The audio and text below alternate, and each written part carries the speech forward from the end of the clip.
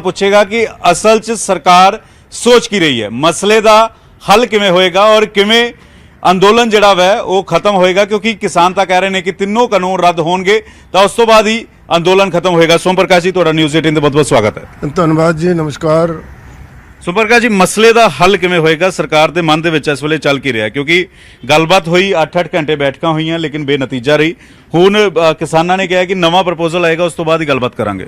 ਸਰਕਾਰ ਕਿਸਾਨਾਂ ਦੇ ਮਸਲਿਆਂ ਦੇ ਪ੍ਰਤੀ ਹਮੇਸ਼ਾ ਗੰਭੀਰ ਰਹੀ ਹੈ, ਸੰਵੇਦਨਸ਼ੀਲ ਰਹੀ ਹੈ ਔਰ ਸਾਡੀ ਕੋਸ਼ਿਸ਼ ਸੀ ਕਿ ਕਿਸਾਨ ਯੂਨੀਅਨਸ ਨਾਲ ਬੈਠ ਕੇ ਸਾਰੇ ਮਸਲੇ ਹੱਲ ਹੋਣ। 5 ਦੌਰ ਲਗਾਤਾਰ ਗੱਲਬਾਤ ਹੋਈ, ਕਈ ਘੰਟੇ ਅਸੀਂ ਗੱਲਬਾਤ ਕਰਦੇ ਰਹੇ ਹਾਂ ਔਰ ਇਹਦੇ ਵਿੱਚ ਬੜੇ ਚੰਗੇ ਮਾਹੌਲ 'ਚ ਗੱਲਬਾਤ ਹੁੰਦੀ ਰਹੀ ਹੈ ਔਰ ਜਿਹੜੇ ਵੀ ਬਿੰਦੂ ਉਹਨਾਂ ਨੇ ਉਠਾਏ, ਜਿਹੜੀਆਂ ਮੰਗਾਂ ਉਠਾਈਆਂ, ਸਾਰੀਆਂ ਦੀਆਂ ਸਾਰੀਆਂ ਅਸੀਂ ਮੰਨੀਆਂ। ਔਰ 3 ਤਰੀਕ ਦੀ ਜਿਹੜੀ ਮੀਟਿੰਗ ਹੋਈ ਸੀ ਉਹਦੇ ਵਿੱਚ ਕਿਸਾਨ ਲੀਡਰ ਖੁਸ਼ ਹੋ ਕੇ ਬਾਹਰ ਨਿਕਲੇ ਸੀ ਕਿ ਸਾਡੀਆਂ ਮੰਗਾਂ ਮੰਨੀਆਂ ਗਈਆਂ। 5 ਤਰੀਕ ਨੂੰ ਉਹਨਾਂ ਨੇ ਕਿਹਾ ਅਸੀਂ ਸਲਾਹ ਕਰਕੇ ਫੈਸਲਾ ਕਰਾਂਗੇ, ਤੁਹਾਨੂੰ ਦੱਸਾਂਗੇ। ਸਾਨੂੰ ਆਸ ਸੀ ਕਿ 5 ਤਰੀਕ ਨੂੰ ਕੋਈ ਜਿਹੜੀ ਐਜੀਟੇਸ਼ਨ ਖਤਮ ਹੋ ਜਾਏਗੀ, ਪਰ ਬਦਕਿਸਮਤੀ ਹੈ, ਅਨਫੋਰਚੂਨੇਟ ਮੈਂ ਗੱਲ ਕਹਿ ਸਕਦਾ ਕਿ ਉਹਨਾਂ ਲੀਡਰਸ ਦੇ ਕਈ ਮਜਬੂਰੀ ਰਹੀ ਹੋਏਗੀ ਜਿਨ੍ਹਾਂ ਕਰਕੇ ਇਹ ਗੱਲਬਾਤ ਸਿਰੇ ਨਹੀਂ ਚੜ੍ਹ ਸਕੀ ਔਰ ਉਹਨਾਂ ਨੇ ਕਿਹਾ ਅਸੀਂ ਤਾਂ ਸਾਰੇ ਕਾਨੂੰਨ ਵਾਪਸ ਕਰਾਵਾਂਗੇ, ਤਿੰਨੇ ਕਾਨੂੰਨ ਰੱਦ ਕਰਾਵਾਂਗੇ। ਜਦੋਂ ਕਿ ਉਹਨਾਂ ਦੀਆਂ ਮੰਗਾਂ ਸਾਰੀਆਂ ਮੰਨੀਆਂ ਗਈਆਂ, ਉਹਨਾਂ ਨੂੰ ਇਸ ਖੁਸ਼ੀ ਹੋਣੀ ਚਾਹੀਦੀ ਸੀ ਔਰ ਲੋਕਾਂ ਨੂੰ ਜਿਹੜੇ ਠੰਡ ਵਿੱਚ ਇੱਥੇ ਬੈਠੇ ਉਹਨਾਂ ਨੂੰ ਵਾਪਸ ਲੈ ਕੇ ਜਾਣਾ ਚਾਹੀਦਾ ਸੀ।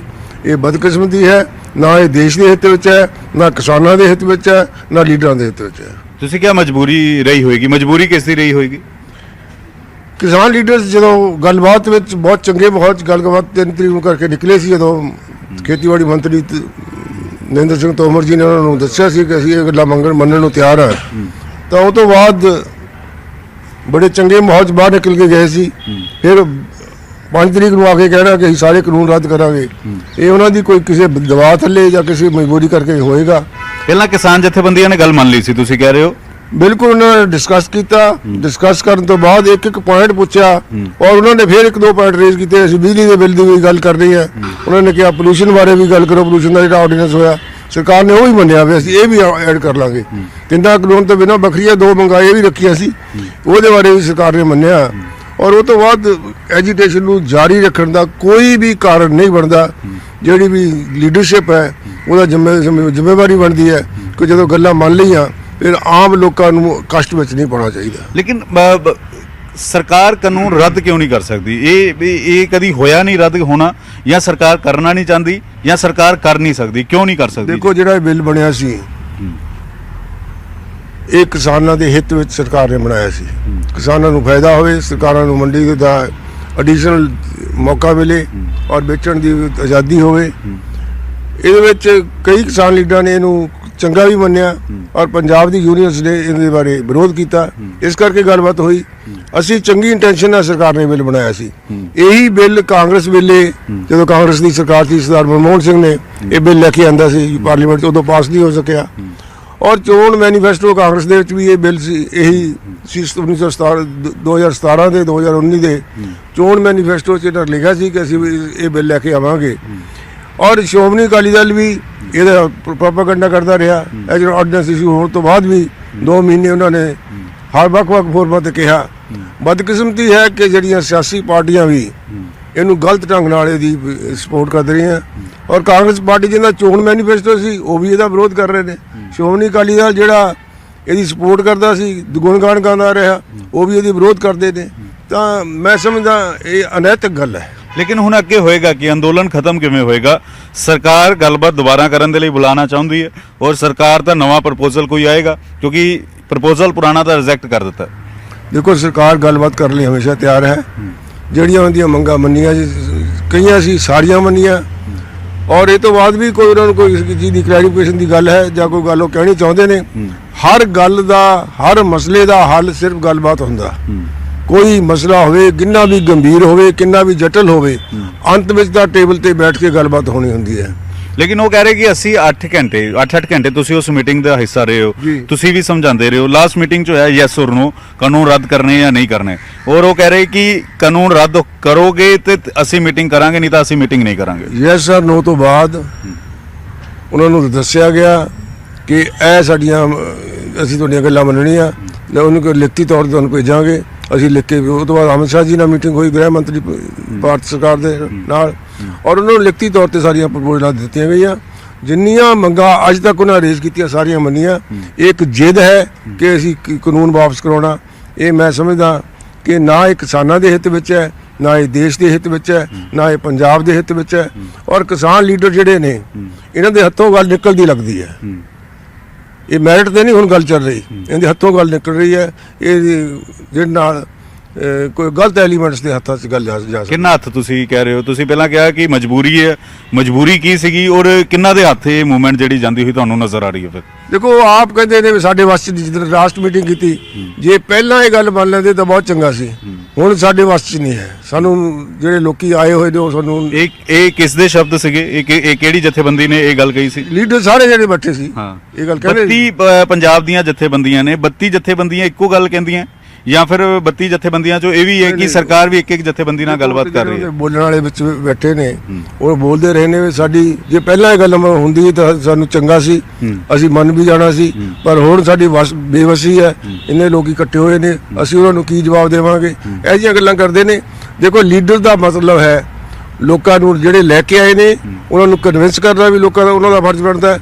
ਜਦੋਂ ਗੱਲਾਂ ਮੰਨੀਆਂ ਗਈਆਂ ਫਿਰ ਉਹ ਤੋਂ ਬਾਅਦ ਅੰਦੋਲਨ ਨੂੰ ਲੰਬਾ ਕਰਨਾ ਕੋਈ ਬਹੁਤ ਚੰਗੀ ਗੱਲ ਨਹੀਂ ਹੈ। ਤੁਸੀਂ ਕਿਹਾ ਗਲਤ ਐਲੀਮੈਂਟ ਆ ਗਏ, ਕਿਹੜੇ ਗਲਤ ਐਲੀਮੈਂਟ ਨੇ? ਔਰ ਇਹ ਦੇਖੋ ਇਹ ਜਿਹੜਾ ਵੱਡਾ ਅੰਦੋਲਨ ਹੋਵੇ ਉਹ 'ਚ ਸੁਭਾਵਿਕ ਤੌਰ ਤੇ ਕਈ ਐਲੀਮੈਂਟ ਵੜ ਸਕਦੇ ਨੇ, ਇਹਦੀ ਸੰਭਾਵਨਾ ਨੂੰ ਰੱਦ ਨਹੀਂ ਕੀਤਾ ਜਾ ਸਕਦਾ। ਔਰ ਇੱਕ ਕਿਸਾਨ ਲੀਡਰ ਆਪ ਵੀ ਕਹਿੰਦੇ ਨੇ ਕੋਈ ਗਲਤ ਐਲੀਮੈਂਟ, ਅੱਜ ਵੀ ਮੈਂ ਟੀਵੀ ਤੇ ਉਹਦੀ ਇੰਟਰਵਿਊ ਦੇਖ ਰਿਹਾ ਸੀ, ਕੋਈ ਗਲਤ ਲੋਕੀ ਆ ਗਏ ਸੀ, ਅਸੀਂ ਉਹਨਾਂ ਨੂੰ ਵਾਪਸ ਕਰ ਦਿੱਤਾ। ਐਦਾਂ ਉਹ ਜਿਹੜੇ ਗਲਤ ਐਲੀਮੈਂਟ ਇਹਦਾ ਫਾਇਦਾ ਹੁਣ ਤੁਸੀਂ ਗੱਲਬਾਤ ਦਾ ਕੋਈ ਸੁਨੇਹਾ ਭੇਜਿਆ, ਕੋਈ ਲਿਖਤੀ ਤੌਰ ਤੇ ਭੇਜਿਆ? ਕਿਉਂਕਿ ਕਿਸਾਨ ਜਥੇਬੰਦੀਆਂ ਕਹਿ ਰਹੀਆਂ ਸਾਡੇ ਕੋਲ ਰਿਟਰਨ 'ਚ ਕੋਈ ਸੁਨੇਹਾ ਨਹੀਂ ਆਇਆ ਇਨਵੀਟੇਸ਼ਨ ਦਾ, ਅਗਰ ਆਏਗਾ ਅਸੀਂ ਜਾਵਾਂਗੇ। ਦੇਖੋ ਅਸੀਂ ਤਾਂ ਉਹਨਾਂ ਨੂੰ ਪਹਿਲਾਂ ਵੀ ਕਿਹਾ ਸੀ ਗੱਲਬਾਤ ਲਿਆਓ, ਉਹਨਾਂ ਨੇ ਕਿਹਾ ਅਸੀਂ ਨਹੀਂ ਜਾਣਾ, ਆਪੇ ਉਹਨਾਂ ਨੇ ਮਨਾ ਕੀਤਾ ਸੀ। ਹੁਣ ਵੀ ਗੱਲਬਾਤ ਕਰਨ ਨੂੰ ਸਰਕਾਰ ਹਮੇਸ਼ਾ ਤਿਆਰ ਹੈ। ਜਦੋਂ ਵੀ ਗੱਲਬਾਤ ਕਰਨਾ ਚਾਹਣ ਅਸੀਂ ਕਿਸੇ ਵੀ ਜਰੀਏ ਤੁਹਾਡੇ ਰਾਹੀਂ ਵੀ ਉਹਨਾਂ ਨੂੰ ਬੇਨਤੀ ਕਰਦੇ ਆ ਕਿ ਗੱਲਬਾਤ ਲਿਆਓ, ਬੈਠ ਕੇ ਅਸੀਂ ਦੇਸ਼ ਦੀ ਤਰੱਕੀ ਦੀ ਗੱਲ ਕਰੀਏ, ਵਿਕਾਸ ਦੀ ਗੱਲ ਕਰੀਏ, ਜਿੱਦ ਨਾ ਕਰੀਏ, ਹੱਠ ਨਾ ਕਰੀਏ ਜਿਹਦੇ ਨਾਲ ਨੁਕਸਾਨ ਹੋਵੇ ਦੇਸ਼ ਦਾ। ਤੁਸੀਂ ਨਿਊਜ਼ 18 ਤੇ ਤਾਂ ਸੱਦਾ ਪੱਤਰ ਦੇ ਰਹੇ ਹੋ, ਰਿਟਰਨ 'ਚ ਕੋਈ ਸੱਦਾ ਪੱਤਰ ਭੇਜੋਗੇ? ਰਿਟਰਨ 'ਚ ਜਾਣਕਾਰੀ ਇਹ ਮਿਲ ਰਹੀ ਸੀ ਕਿ 15 ਤਰੀਕ ਤੈਅ ਹੋ ਪਾ ਰਹੀ ਹੈ। ਮੈਂ ਕਹਿੰਦਾ 15 ਵੀ ਹੋ ਸਕਦੀ, ਕੋਈ ਵੀ ਚੀਜ਼ ਡੇਟ ਹੋ ਸਕਦੀ ਹੈ, 15 ਹੋਵੇ 14 ਹੋਵੇ, ਜਦੋਂ ਵੀ ਚਾਹਣਗੇ ਗੱਲਬਾਤ ਲਈ ਅਸੀਂ ਸਾਡੇ ਕੋਲ ਯਤਨ ਹਮੇਸ਼ਾ ਜਾਰੀ ਨੇ। ਔਰ ਜਦੋਂ ਜਿੰਨੀ ਜਲਦੀ ਗੱਲਬਾਤ ਹੋਵੇ ਉਹ ਅਸੀਂ ਕਰਨ ਨੂੰ ਤਿਆਰ ਹਾਂ। 15 ਤਰੀਕ ਨੂੰ ਹੋਏਗੀ ਜਾਂ ਕੋਈ ਅੱਗੇ ਪਿੱਛੇ ਕਿਸੇ ਜਥੇਬੰਦੀ ਨਾਲ ਕੋਈ ਹੋਈ? ਡੇਟ ਬਾਰੇ ਤਾਂ ਖੇਤੀਬਾੜੀ ਮੰਤਰੀ ਉਹ ਤੈਅ ਕਰਨਗੇ। ਔਰ ਜਿੰਨੀ ਉਹਨਾਂ ਦਾ ਵੀ ਮੈਂ ਕੱਲ ਵੀ ਮਿਲਿਆ, ਉਹਨਾਂ ਨੂੰ ਅੱਜ ਵੀ ਮਿਲਿਆ, ਜਿੰਨੀ ਜਲਦੀ ਗੱਲਬਾਤ ਸ਼ੁਰੂ ਕਰਨ ਲਈ ਉਹ ਤਿਆਰ ਨੇ। ਨਵੀਂ ਮੀਟਿੰਗ ਦੇ ਵਿੱਚ ਚਰਚਾ ਹੋਏਗੀ ਕੀ? ਨਵੀਂ ਮੀਟਿੰਗ ਦੇ ਵਿੱਚ ਨਵਾਂ ਸਰਕਾਰ ਦਾ ਪ੍ਰਪੋਜ਼ਲ ਰਹਿਣ ਕੀ ਵਾਲਾ? ਅਸੀਂ ਤਾਂ ਸਾਰੀਆਂ ਮੰਗਾਂ ਮੰਨ ਚੁੱਕੇ ਹਾਂ। ਹੁਣ ਕਿਸਾਨਾਂ ਨੂੰ ਪੁੱਛਣਾ ਵੀ ਜੇ ਤੁਹਾਡੀਆਂ ਗੱਲਾਂ ਮੰਨ ਲਈਆਂ ਹੁਣ ਰਹਿੰਦਾ ਕੀ ਹੈ? ਇਹ ਕਾਹਦੀ ਜਿੱਦ ਹੈ ਵੀ ਅਸੀਂ ਕਾਨੂੰਨ ਵਾਪਸ ਕਰਾਉਣਾ, ਜਦ ਕਿਸਾਨ ਦੀ ਮੰਗ ਸਾਰੀ ਪੂਰੀ ਹੋ ਗਈ? ਇਹ ਜਿੱਦ ਕਰਨੀ ਵਾਜਬ ਨਹੀਂ ਹੈ, ਗਲਤ ਹੈ। ਤੁਸੀਂ ਨਿਊਜ਼ 18 ਤੇ ਦੱਸ ਸਕਦੇ ਹੋ ਕਿ ਕਿਹੜੀਆਂ-ਕਿਹੜੀਆਂ ਗੱਲਾਂ ਨੂੰ ਲੈ ਕੇ ਸਰਕਾਰ ਸਹਿਮਤ ਹੋ ਗਈ ਹੈ ਔਰ ਇਹ ਮੰਗਾਂ ਜਿਹੜੀਆਂ ਤੁਸੀਂ ਮੰਨ ਲਿੱਤੀਆਂ? ਜਿਹੜੀ ਲਿਖਤੀ ਤੌਰ ਤੇ ਪ੍ਰਪੋਜ਼ਲ ਤੁਸੀਂ ਆਪ ਵੀ ਦੇਖੀ ਟੀਵੀ ਤੇ, ਤੁਸੀਂ ਆਪ ਸੁਣਾਈ ਸਾਰਿਆਂ ਨੂੰ, ਉਹ ਸਾਰੀਆਂ ਚੀਜ਼ਾਂ ਮੰਨੀਆਂ ਉਹਨਾਂ ਦੀਆਂ। ਮੰਡੀ ਸਿਸਟਮ ਬਾਰੇ ਉਹਨਾਂ ਨੇ ਕਿਹਾ ਸੀ ਮੰਡੀ ਜਿਹੜੀ ਬਾਹਰ ਦੀ ਹੈ ਉਹ ਜਿਹੜੇ ਪਹਿਲੀਆਂ ਮੰਡੀਆਂ ਖਤਮ ਹੋ ਜਾਣਗੀਆਂ। ਸਰਕਾਰ ਨੇ ਕਿਹਾ ਸੀ ਉਹਨਾਂ ਤੇ ਵੀ ਉਹਨਾਂ ਟੈਕਸ ਲਾ ਦਿੰਦੇ ਆ, ਜਿਹੜਾ ਬਾਹਰੋਂ ਵਪਾਰੀ ਆਏਗਾ ਉਹਨੂੰ ਰਜਿਸਟ੍ਰੇਸ਼ਨ ਕਰਾਂਗੇ। ਔਰ ਜਿਹੜੀ ਮਿਨੀਮਮ ਸਪੋਰਟ ਪ੍ਰਾਈਸ ਬਾਰੇ ਲਿਖਤੀ ਤੁਹਾਨੂੰ ਆਸ਼ਵਾਸਨ ਦੇਵਾਂਗੇ, ਗਰੰਟੀ ਕਰਾਂਗੇ। ਔਰ ਨਾਲ ਇਹ ਵੀ ਕਿਹਾ ਸੀ ਕਿ ਜੇ ਕੋਰਟ 'ਚ ਜਾਣਾ, ਉਹ ਕਹਿੰਦੇ ਸੀ SDM ਦੀ ਕੋਰਟ 'ਚ ਨਹੀਂ ਜਾਣਾ, ਅਸੀਂ ਕਿਹਾ ਤੁਸੀਂ ਸਿਵਲ ਕੋਰਟ ਦਾ ਅਸੀਂ ਪ੍ਰੋਵੀਜ਼ਨ ਕਰ ਦਿੰਦੇ ਹਾਂ। ਪੈਨ ਕਾਰਡ ਦੇ ਕਹਿੰਦੇ ਸੀ ਪਰਚੇਜ਼ ਕਰ ਲਏਗਾ, ਬਾਹਰੋਂ ਆ ਕੇ ਬਾਅਦ 'ਚ ਉਹਦਾ ਕਪਲਾ ਕਰ ਦੇਗਾ, ਅਸੀਂ ਕਿਹਾ ਉਹਦੀ ਰਜਿਸਟ੍ਰੇਸ਼ਨ ਲਾਜ਼ਮੀ ਕਰ ਦਿੰਦੇ ਹਾਂ। ਜਿਹੜੀਆਂ ਵੀ ਮੰਗਾਂ ਕਈਆਂ ਤਿੰਨਾਂ ਇਹਨਾਂ ਬਿੱਲਾਂ ਬਾਰੇ ਉਹਨੂੰ ਪੂਰਨ ਤੌਰ ਤੇ ਹੱਲ ਕੀਤਾ। ਔਰ ਉਹ ਤੋਂ ਬਾਅਦ ਬਿਜਲੀ ਦੇ ਬਿੱਲ ਦੀ ਗੱਲ ਕੀਤੀ, ਪੋਲੂਸ਼ਨ ਦੇ ਬਿੱਲ ਦੀ ਗੱਲ ਕੀਤੀ। ਇਹ ਸਾਰੀਆਂ 7, 8, 9 ਪੁਆਇੰਟ ਸੀ, ਉਹਦਾ ਅਸੀਂ ਉਹਨਾਂ ਦਾ ਨਿਵਾਰਨ ਕੀਤਾ।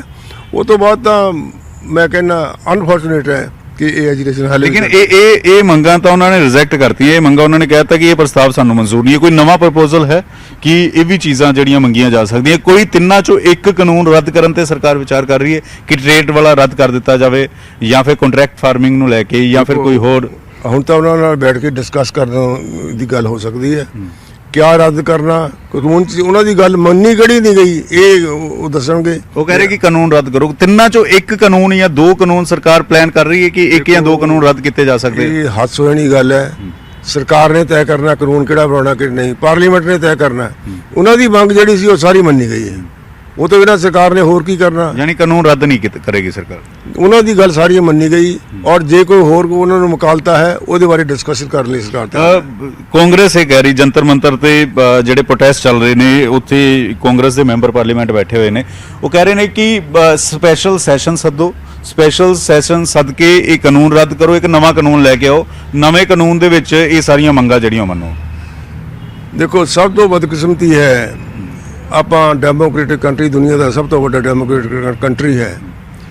ਕਾਂਗਰਸ ਦਾ ਚੋਣ ਮੈਨੀਫੈਸਟੋ 2019 ਦਾ, ਜਿਹਦੇ ਵਿੱਚ ਉਹਨਾਂ ਲਿਖਿਆ ਸੀ ਕਿ ਅਸੀਂ ਖੇਤੀਬਾੜੀ ਦੇ ਬਿੱਲ ਲੈ ਕੇ ਆਵਾਂਗੇ, ਅਸੀਂ ਜਿਹੜਾ APMC ਐਕਟ ਹੈ ਇਹਨੂੰ ਖਤਮ ਕਰਾਂਗੇ।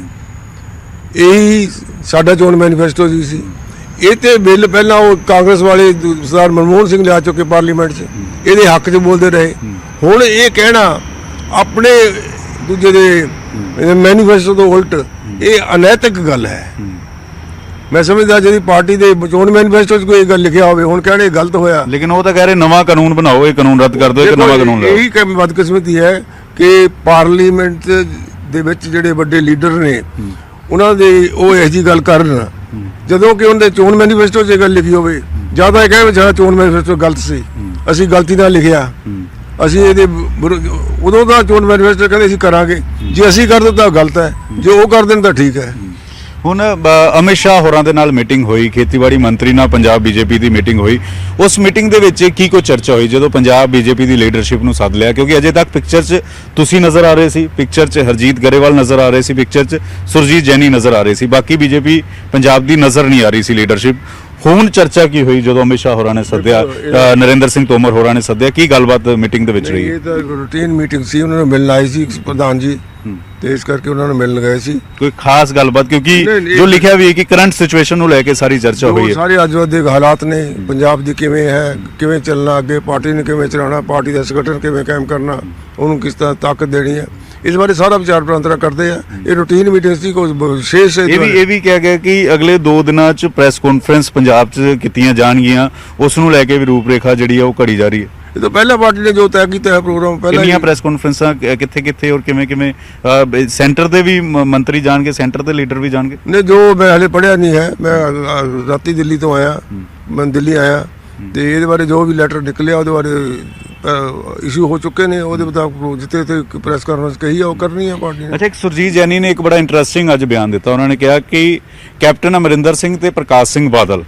ਤੇ OP ਚੌਟਾਲਾ, ਇਹ ਤਿੰਨੋਂ ਲੀਡਰ ਆਣ, ਕਿਉਂਕਿ ਜਦੋਂ ਦੋਵਾਂ ਪਾਸੇ ਗੱਲਬਾਤ ਰੁਕ ਗਈ ਤਾਂ ਇਹ ਤਿੰਨੇ ਲੀਡਰ ਆ ਕੇ ਗੱਲਬਾਤ ਜਿਹੜੀ ਹੈ ਉਹ ਅੱਗੇ ਵਧਾਣ, ਕਿਸਾਨਾਂ ਨੂੰ ਵੀ ਗੱਲਬਾਤ ਕਰਨ, ਸਰਕਾਰ ਨਾਲ ਵੀ ਗੱਲਬਾਤ ਕਰਨ। ਮੈਂ ਜੈਨੀ ਸਾਹਿਬ ਨੇ ਕੀ ਕਿਹਾ ਮੈਨੂੰ ਪਤਾ ਨਹੀਂ ਹੈ, ਇਹ ਤਾਂ ਜੈਨੀ ਸਾਹਿਬ ਵੀ ਦੱਸ ਸਕਦੇ ਨੇ, ਇਹ ਉਹਨਾਂ ਦਾ ਸੁਝਾਅ ਹੋ ਸਕਦਾ ਹੈ। ਉਹਨਾਂ ਦਾ ਸੁਝਾਅ ਸੀਗਾ, ਇਹਦੇ ਬਾਰੇ ਮੈਂ ਕੀ ਕਮੈਂਟਰੀ ਕਰਨੀ ਹੈ। ਤੁਹਾਨੂੰ ਲੱਗਦਾ ਕੈਪਟਨ ਬਾਦਲ, ਉਹ ਚੌਟਾਲਾ, ਇਹ ਅੱਗੇ ਆ ਕੇ ਜਦੋਂ ਸਰਕਾਰ ਅਤੇ ਕਿਸਾਨਾਂ ਦੇ ਵਿੱਚ ਇੱਕ ਗੈਪ ਪੈ ਗਿਆ ਤਾਂ ਇਹਨਾਂ ਨੂੰ ਅੱਗੇ ਆ ਕੇ ਮਸਲੇ ਦਾ ਹੱਲ ਕਰਨਾ? ਬਾਦਲ ਸਾਹਿਬ ਬਹੁਤ ਸਤਿਕਾਰਯੋਗ ਨੇ, ਬਹੁਤ ਵੱਡੇ ਲੀਡਰ ਨੇ, ਬਹੁਤ ਵੱਡਾ ਕੱਦ ਹੈ ਉਹਨਾਂ ਦਾ, ਦੇਸ਼ ਦੇ ਕਿਸਾਨਾਂ ਦੀ ਹਮੇਸ਼ਾ ਗੱਲ ਕਰਦੇ ਰਹੇ ਨੇ।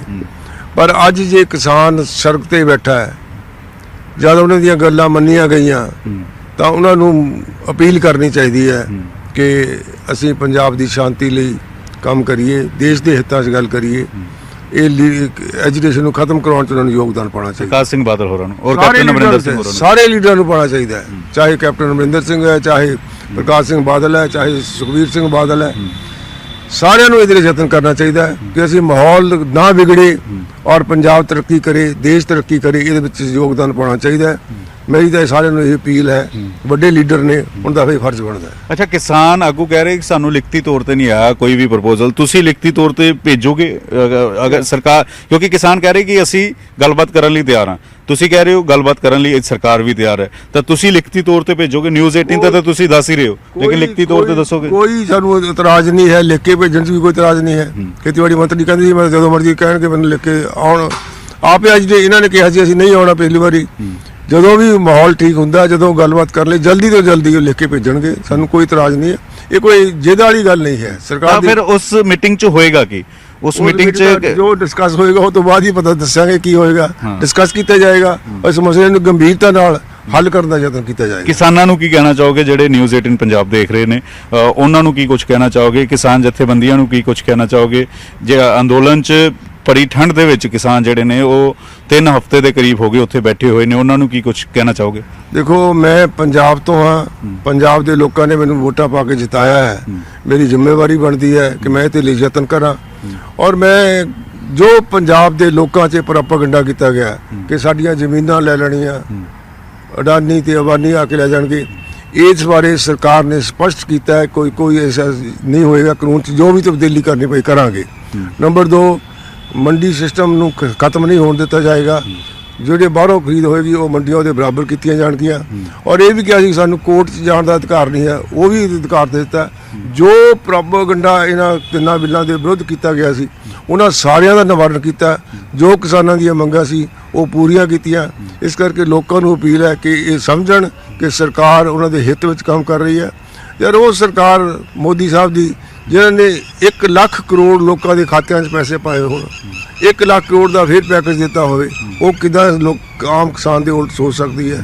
ਇਸ ਕਰਕੇ ਇਹ ਜਿਹੜਾ ਕੂੜ ਪ੍ਰੋਪਗੈਂਡਾ ਹੈ ਉਹਦੇ ਵਿਰੁੱਧ ਲੋਕਾਂ ਨੂੰ ਸਮਝਣਾ ਚਾਹੀਦਾ ਔਰ ਸਰਕਾਰ ਜਿਹੜੇ ਲੀਡਰਾਂ ਨੂੰ ਵੀ ਇੱਥੇ ਜ਼ਿੰਮੇਵਾਰੀ ਨਾਲ ਕੰਮ ਲੈਣਾ ਚਾਹੀਦਾ। ਤੇ ਉਹਦੀਆਂ ਮੰਗਾਂ ਸਾਰੀਆਂ ਮੰਨੀਆਂ ਗਈਆਂ, ਉਹ ਤੋਂ ਬਾਅਦ ਕੋਈ ਗੱਲ ਕਰਨੀ ਬਣਦੀ ਨਹੀਂ ਹੈ।